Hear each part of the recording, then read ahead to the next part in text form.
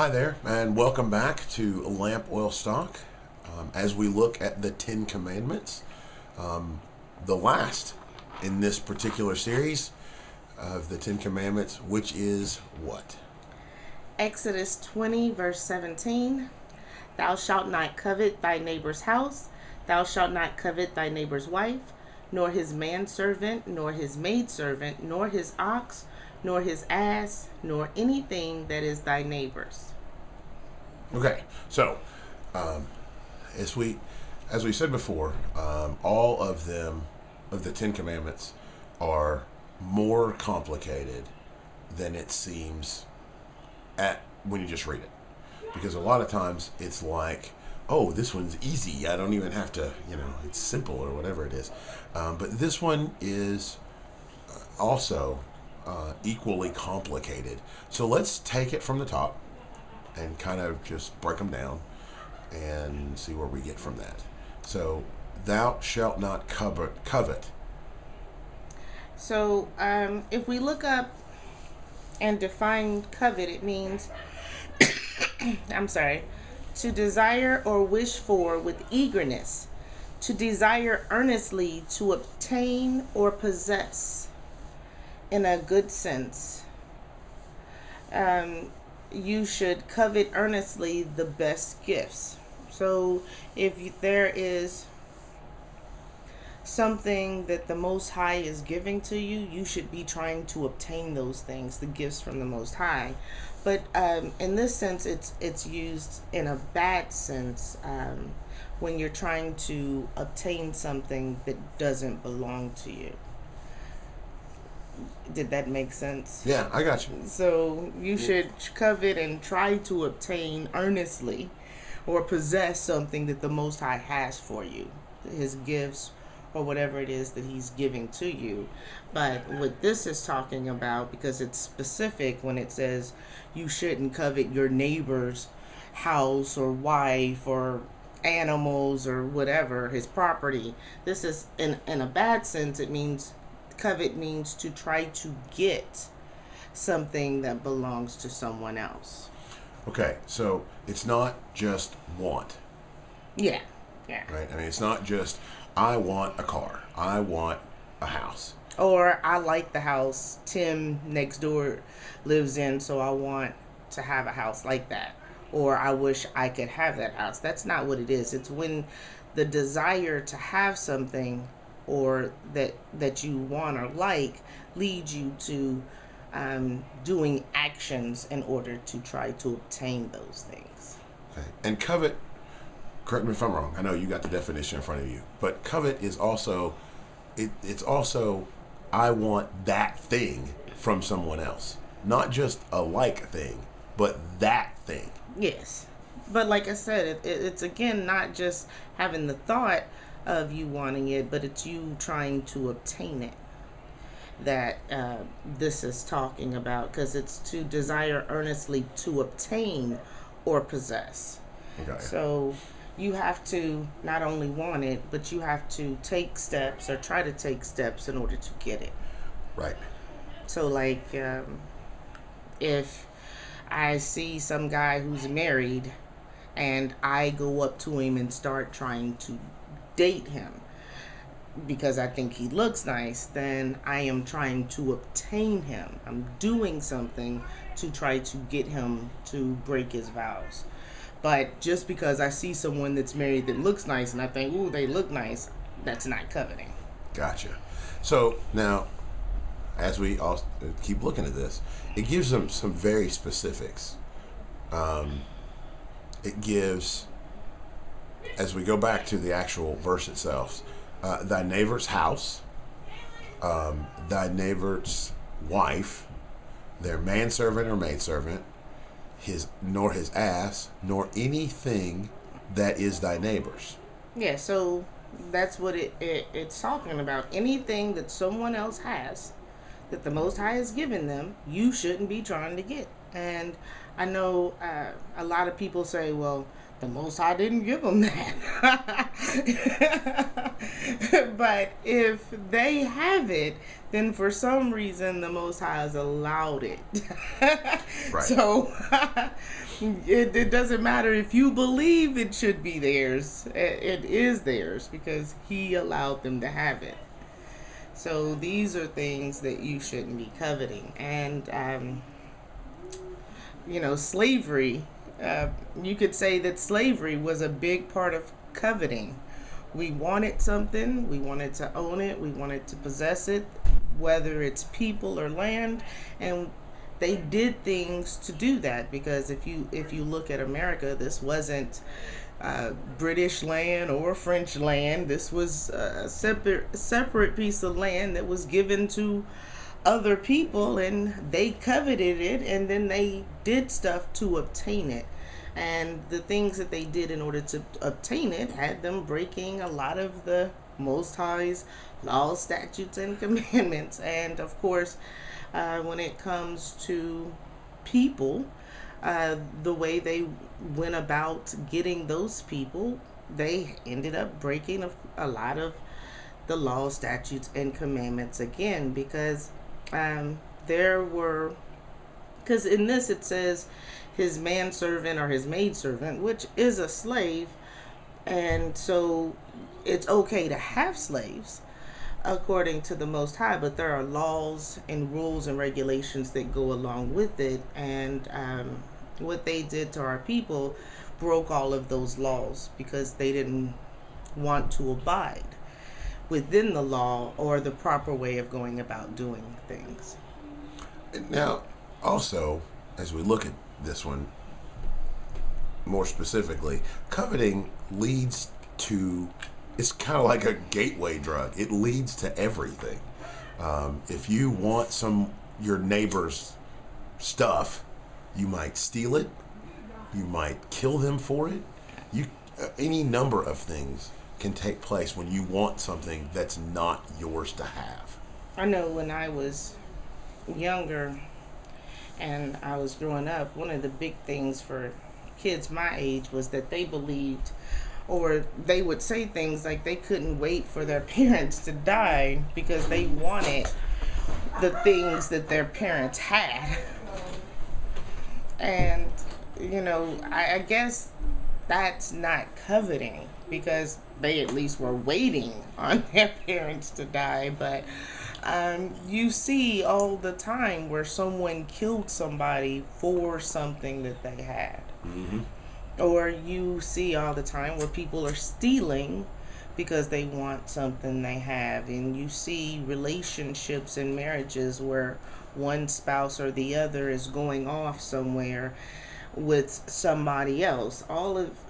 So coveting is the reason why a lot of sins are committed. If you go to the 9th commandment, where bearing false witness against thy neighbor. So I used to see where somebody would like somebody else, so they would make up rumors and lies about the person they were with in order to break them up or separate them. And so coveting is a serious offense, because it leads to so many other serious offenses. It's just the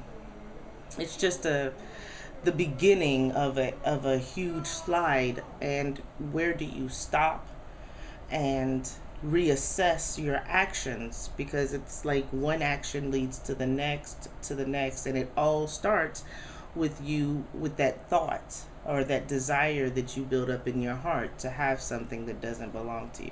Absolutely. Coveting is a very dangerous, law. Coveting, because it leads to so many things. It's not even a one-time act. You see something, you want it, and if you decide that it's worth, once you start saying it should be mine, I'm going to take it, then you'll everything make else. up all the justification. You will find plenty of reasons why you believe it's okay to do that. And if you're religious, you'll use the Bible as your answer for being able to commit these sins. Because, I mean, hell, the Catholic Church did all types of atrocities in the name of God. So, you know, this is why I had hoped to continue on with the new series about characteristics of a Hebrew Israelite or of a follower of the Most High, because it's not just knowing the Ten Commandments or knowing all of the 600 and some laws, but it's also what's in a person's heart and who they are. I tell my family that a snake is a snake, and you shouldn't expect a snake to act like anything else. And so if you meet a person with negative characteristics, then you should expect that those negative characteristics are going to have an impact on how they look and view everything around them. The Catholic Church had a lot of negative characteristics. So is it surprising that they would kill, thousands or hundreds of thousands or however many people they killed in order to pursue their justice? So, the Inquisition. yes, while carrying the Bible in one hand and saying that they're speaking for God. And I can't tell you how many times in my life that I've had someone do something heinous and then tell me, well, God was on their side. So if the person who has that Bible is evil, then everything that they find out in that Bible is going to justify their evil. So you have to understand the characteristics of what God said his people were and the characteristics they had. And if you are dealing with people who don't have those characteristics, then you can't trust anything they say, no matter how nice it sounds. Right. That's another thing. Coveting is not an action. Coveting is a thought. Which leads to an action. Right, and I mean, I'm bringing it back. I'm trying to keep it at coveting for just a moment. But you're absolutely correct. A thief is a thief. They can not be stealing, but thieves are thieves.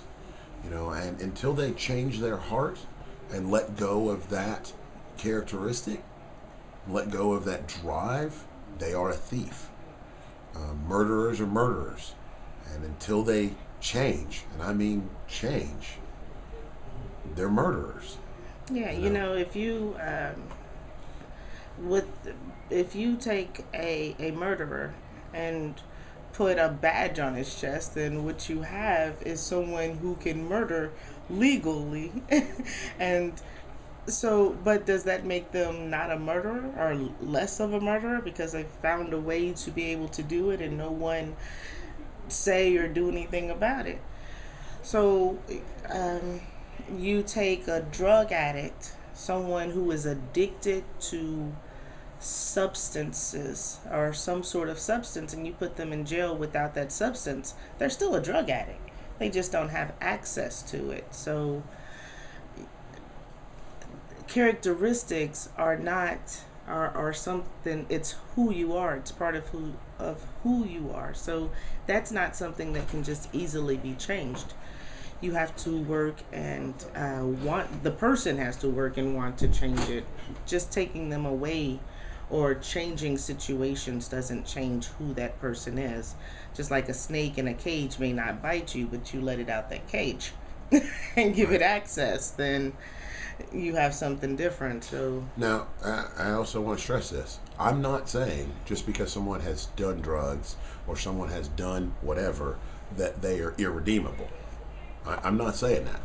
I'm not saying that just because someone was sinning or whatever that they are irredeemable. That's not what I'm saying, or that's not what's being said. But someone who has done any sort of thing, has been doing those things, they have to make a personal change in favor of the Most High to get away from that. Yes, I am not an act. Nobody is an act. They are a accumulation of what they've chosen to be. So, I used to smoke weed. That doesn't, but that was then, and you can change. Well, okay, so maybe I would smoke weed again if I felt like it, but I never really liked it that much, so I don't. So maybe that's not a good example. So we all had lives before now. We've all done things before now, and that's true to me. That is absolutely true. We have all been sinners. We've all been sinners, and the difference between then and now is actively changing who you are. A choice that I made, and like I said, that weed was a bad example, but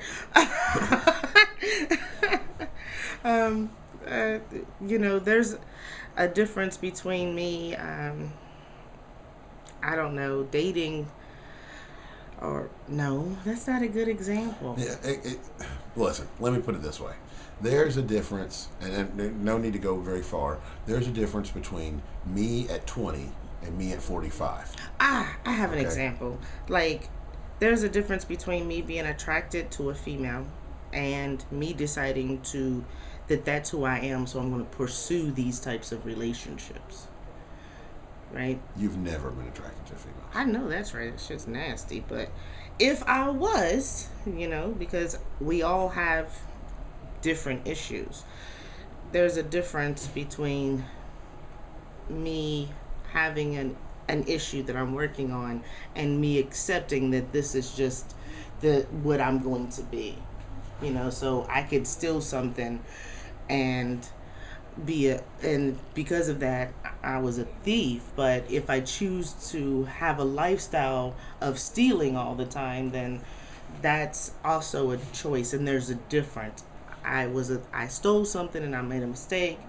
I'm going to repent for it and make it better, versus I stole something and now I think that stealing is a good thing, so I'm going to keep pursuing that type of behavior. Right. That's part of the crux of what we're talking about here, especially with coveting. If you remember the definition you gave at the beginning, you should covet the things of the Most High, meaning you should want to get them to you. All right? You should want to take possession of those things. The Most High is freely giving that to you, and you should want that in your life, meaning you should actively go out to get it. And if you're actively pursuing those things, those good things that the Most High wants for you, then those bad things will start falling off, because they can't be in the same place. You can't have all of those, negative characteristics and all of these really good characteristics at the same time. Absolutely. Absolutely. So maybe to finish this off, coveting is not about want. Okay? Coveting is not about want. Okay? Coveting is about trying to obtain something that's not yours. And that leads to just evil. There's no other way for me to describe it. It leads to evil. But wanting to be better, looking at someone and saying this is, looking at someone in the Bible and using them as a role model. I want to be like that person. That's not coveting. That's not what we're talking about. It's not want. Covet. I guess the point I'm trying to make here is covet is not interchangeable with the word want. That's not what it is. Want is fine. I would like to have this. That's one thing. But when you say, I want something that belongs to someone else specifically, and try to get it, that is coveting. I want someone's position at work, so I'm going to undermine that person to get that job from that person. See, that's not bettering yourself. That's just pulling someone else down. And that's where that's the one where I think people, that's an example that I think people don't think about. I am going to actively work against someone to get their job or their thing. Yeah, their husband, their wife, their boyfriend. Yep. Any of what that thing or action happens to be. Their cow. Absolutely. Well, this has been Lamp Oil Stock, looking at the 10 Commandments, and this happens to be the last of our series. Hopefully you've been with us throughout the whole thing. If you have not, you can go back and check out all of them. They're all available right here on whichever venue you happen to be looking at, YouTube or Black Junction, Media Cafe. All those places is where we happen to be at. All of those videos are there. We also have other videos that are out there as well, other smaller series and other videos where we try and break down Hebrew Israelite issues, or at least... there's only one other series. It was only a 3-parter, which I really liked, by the way, so check it out. Well, there's other little...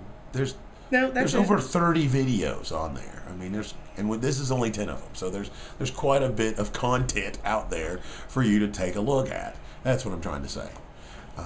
Where we try to give a Hebrew Israelite perspective to different things. So, hopefully you enjoyed them. Hopefully we made your day a little bit brighter and got you to think a little bit. And you guys have a great day. Bye.